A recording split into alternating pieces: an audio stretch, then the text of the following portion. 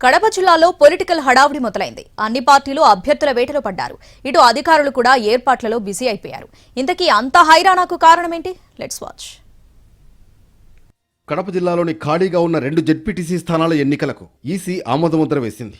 నిర్వహణకు జిల్లా అధికారులు సిద్ధంగా ఉండాలని ఆదేశాలు జారీ చేసింది. 50 జెడ్పీసీ స్థానాలకు గాను వైసీపీ 49 దక్కించుకుంది. టీడీపీ 1 స్థానంతో సరిపెట్టుకుంది. పులివెందుల జెడ్పీటీసీ ఓ ప్రమాదంలో చనిపోవడంతో ఖాళీ అయింది.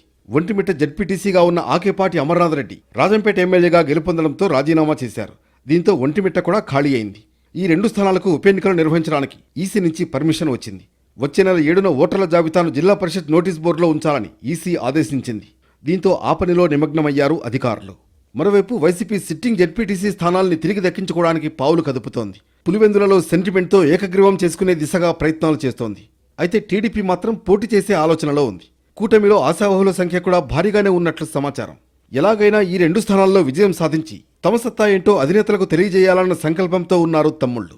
ఇటు వైసీపీ కూడా ప్రతిష్టాత్మకంగా తీసుకోవడంతో విజయం ఎవరిని వరిస్తుందన్నది ఆసక్తిగా మారింది.